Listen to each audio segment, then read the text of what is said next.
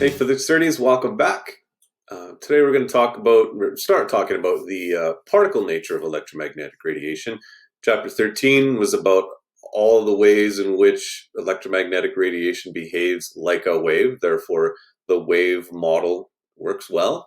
We're going to learn in chapter 14 about situations in which the behavior of electromagnetic radiation cannot be explained if you model it as a wave, but only if you model a beam of light, for example, as a series of bundles of energy with particle-like properties, because they're discrete bundles separate from one another, called photons. So the birth of the quantum. Quantization, quantum physics or quantum mechanics. Every time you hear the word quantum, it sounds very, physicsy and impressive sounding. But really, you've already learned about the word quantum and when we taught you guys about electrons. To be quantized means to come in individual packets. So, for example, eggs, when you go to the grocery store, those are quantized. You can't go to the grocery store and buy 4 eggs, let's say you need for a recipe. You can buy, they come in packets of 12. Let's say there's probably half packets, but packets of 12. So you can buy 12 eggs or 24 or 36, etc. So let's say you need 20 eggs, you have to buy 24 because they only come in packets of 12. And energy or electromagnetic radiation has been found to be bundled in terms of packets as well, and that's what we're going to learn about today. So the physical observation that was made, or experimental evidence that was gathered to necessitate this new model of electromagnetic radiation, was studying the light that is given off by incandescent objects. So an object is incandescent when it gives off light, electromagnetic radiation, heat, when it is heated up. So for example, like an element on your stove. When you turn the burner on, when you first turn a burner on, you put your hand over top, you can feel the heat come off the burner. So in everyday language, you could say, oh, look, the heat is hitting our hand. But we would say in a physics class is, oh, the burner is emitting electromagnetic radiation, which is in the infrared region. Infrared radiation is heat radiation. We've got sensors on our skin to detect that type of radiation. We feel it as heat. When an object first starts to glow or give off light that we can see with our eyes, because it's hot, the first color that you see is red. So in terms of the electromagnetic spectrum, that sort of makes sense, because if you look at our picture of the EMR spectrum from 400 nanometers to violet light, 750 nanometers to red light, just beyond the red portion is the infrared spectrum. So you go from emitting infrared radiation to then red light. And then as an object gets hotter and hotter and hotter, the glow starts to turn sort of more yellowy. And as it gets hotter and hotter and hotter, as it gets as hot as it can possibly get, it emits white light. So it looks like it's emitting all the colors of the rainbow in terms of the visible portion of the electromagnetic spectrum. So if we figure out, okay, well, what is causing that the atoms to give off radiation? So we learned about, in the kinetic molecular theory, or what happens to atoms when you heat them up back in junior high. They vibrate. They vibrate back and forth, back and forth, back and forth, and they start to shake, so to speak, in a solid. In a gas, they can sort of travel all around, but in a solid, they vibrate back and forth. Well, according to the wave model, okay, well, that makes sense that vibrating atoms would give off electromagnetic radiation, because atoms consist of charged particles, and charged particles shaking back and forth is by definition accelerating. It's getting faster than slow, then slows down, stops, then faster and faster and slower. So it gets changing its speed and direction as it shakes back and forth. That by definition is acceleration. And okay, that makes sense that as an object gets hotter and hotter and hotter, we think about the vibrations, and the vibrations get bigger and bigger and bigger. So the amplitude of the vibrations increases. That makes sense. As well, the frequency of vibration increases. So the amplitude gets bigger and bigger and bigger, would result in a brighter light. Makes sense. And also the frequency of vibration would get higher and higher and higher. Well, that makes sense because the frequency of radiation increases as you go from red to orange to yellow to green to blue to violet. So that all makes sense. So we're going to talk about what is called a black body. So no real object absorbs all the radiation falling on it, or nor will it re-emit all of the energy that it absorbs. So what that means is, for example, when we detect different colors with our eyes, like my shirt is black. So what that means is it absorbs the radiation that falls on it and reflects none of the light that falls on it. So we don't see any light coming from it. So that is black. Red light, for example, right here, this red band on my shirt would absorb all the colors of the rainbow, but reflect the red portion. So then it appears as red. A green jacket, for example, would absorb all the colors of the rainbow, but reflect green. However, like this black t-shirt, if I was to, let's say, wrinkle it or something like that, you can detect that it is wrinkled, right? You can see wrinkles in a black shirt, or you can see surface features in a black shirt with a webcam here. It's not really that visible, but trust me, you can. So not all the radiation is absorbed. Some is reflected because you can see different surface features in a black t-shirt. And black body is a theoretical ideal incandescent object. So it's kind of like a frictionless surface, for example, if we talk about conservation of energy for an object sliding down a frictionless inclined plane. There's no such thing as a frictionless inclined plane, but we have that as a perfect model so we can just look at the energy conservation from potential to kinetic. Or an ideal pendulum. You take a pendulum and it swings back and forth, back and forth. And an ideal pendulum, it would swing to the exact same height every time and not lose any energy. Or what else? An ideal gas, the ideal gas model in you guys learn about in Chemistry 20, where there's no intermolecular forces between the gases, no matter how gas particles, no matter how much you cool it down, there will be no change in phase. It's not going to liquefy, like all that. No gas like that actually exists, but we use the model to learn something about how atoms behave. And that's what a black body is. It's kind of like the frictionless surface for objects that glow when you heat them up. So I want you to take a look at that graph where the classical theory, we'll look at the red part first, is what I talked about just a couple minutes ago, where the Maxwell's theory predicted that accelerating charges generate EMR, and that's what an object that is shaking back and forth is, or an atom is an accelerating charge. So the more the temperature increases, the more the charge should vibrate. So the amplitude of vibration should get bigger and bigger, and that means the intensity or brightness of the light given off should increase. Well, that makes sense. As well, the frequency of the vibrations would increase as you add more energy and the atoms get hotter and hotter.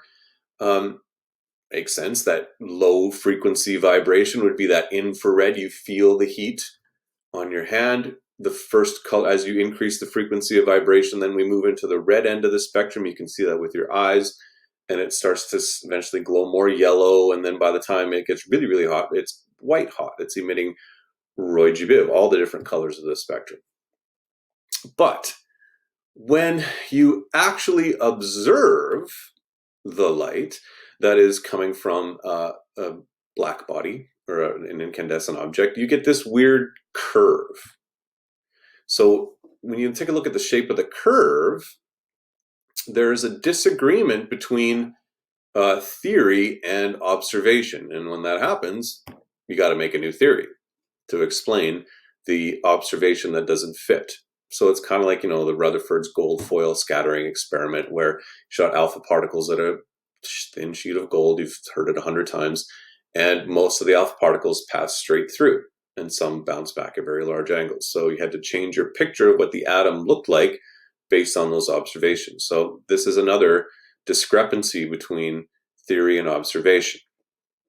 So classical physics could not explain this weird observed relationship between frequency and intensity and frequency of black body radiation. So what I'm going to do is I'm not going to get into too much in terms of, okay, why is the curve like that?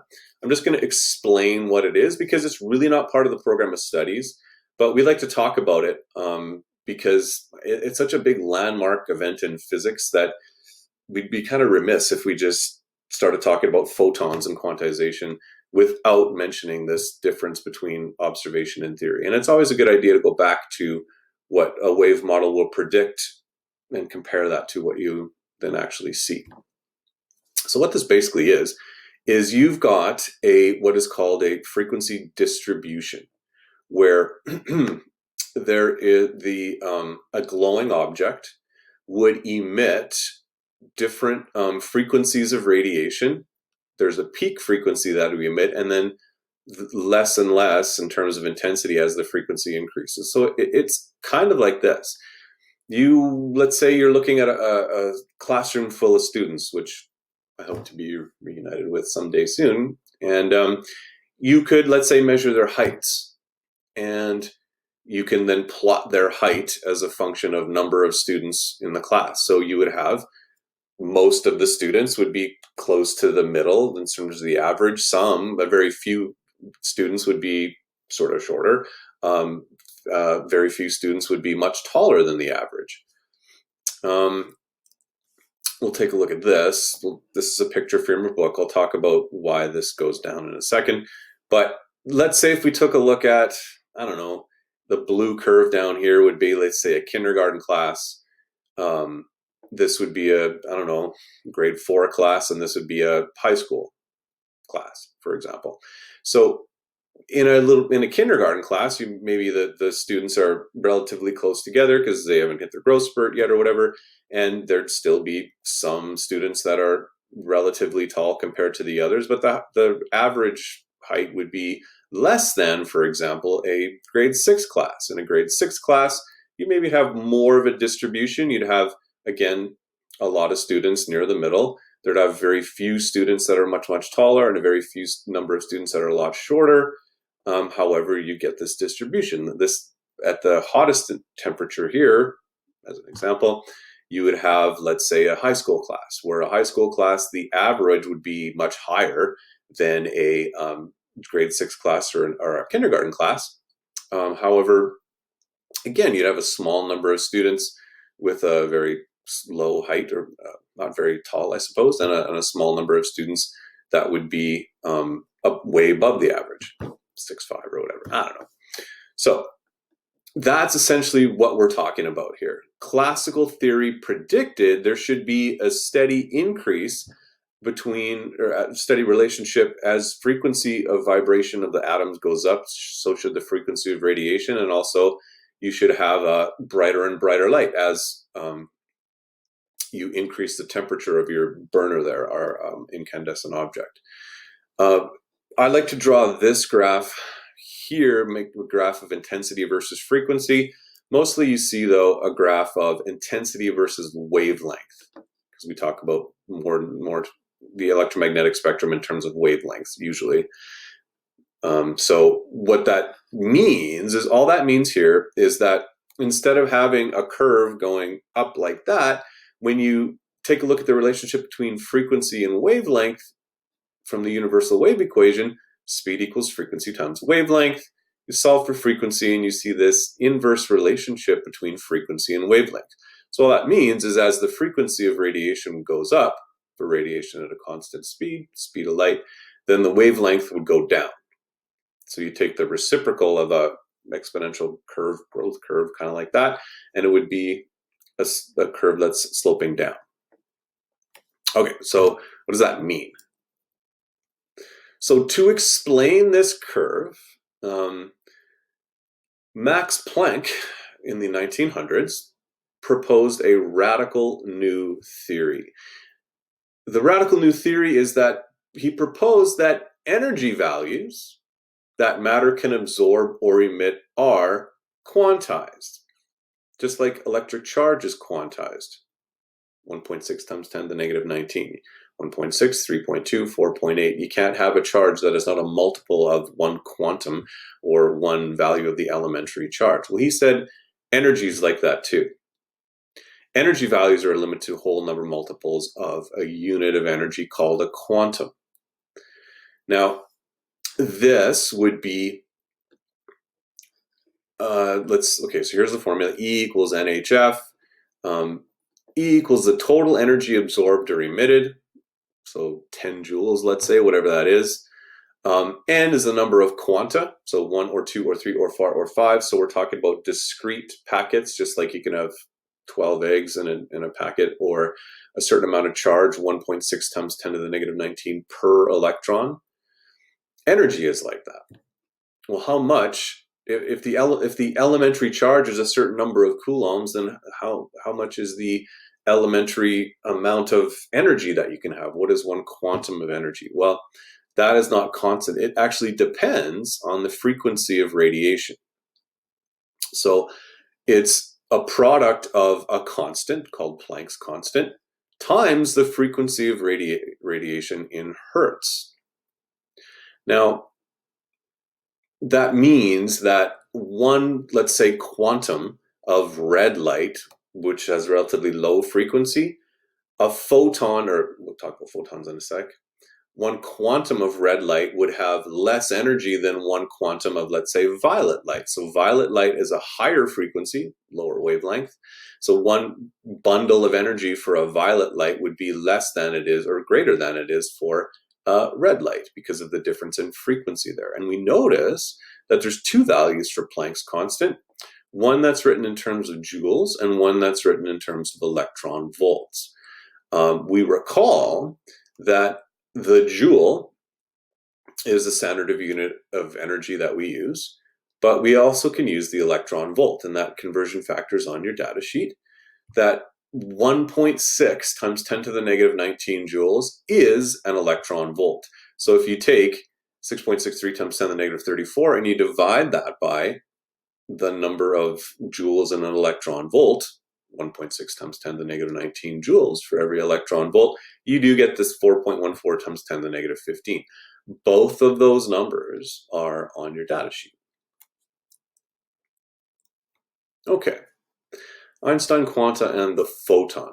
So Einstein applied Planck's quantization idea to light or electromagnetic radiation, and he called one quantum of light a photon.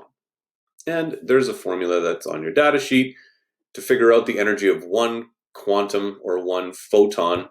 It's Planck's constant times the frequency. And if you use the universal wave equation, speed equals frequency times wavelength, you solve for frequency, it's speed over wavelength. So here is the energy of a photon given the wavelength. Here's the energy of a photon given the frequency. Okay, so we'll go over an example. Determine the number of green light photons of wavelength 550 nanometers, a 0.600 milliwatt laser emits in 30.0 seconds. Okay, so the first thing we're going to do is we notice that we're given the wavelength of the light, so it's 550 nanometers. So we're going to calculate the energy of one photon of green light. So hc over lambda, Planck's constant from your data sheet, 6.63 times 10 to the negative 34 joules seconds. Speed of light, also from your data sheet, 3.00 times 10 to the 8 meters per second. Wavelength, 550 nanometers, 5.50 times 10 to the negative 7 meters. And we get the energy of the photon, or one single photon of green light, to be 3.6164 times 10 to the negative 19 joules. per photon. Okay. Then what we're going to do is calculate the total energy emitted by the laser. We remember power, change in energy per unit time, a joule per second is a watt. So to figure out the change in energy, power times time. So we've got 0.600 milliwatts, 6.00 times 10 to the negative 4 watts, 30.0 seconds. So the total amount of energy emitted by the laser is 0.018 joules. So that's the energy emitted by the laser. That total energy emitted by the laser comes in little packets or bundles of 3.6164 times 10 to the negative 19 joules. So the number of photons is the total energy. And then we're just going to use a little conversion factor. Each photon, one photon, has an energy equal to 3.6164 times 10 to the negative 19 joules. So we see joules divided by joules, that cancels out. And we are left with the number of photons to be 4.95 times 10 to the 16 photons.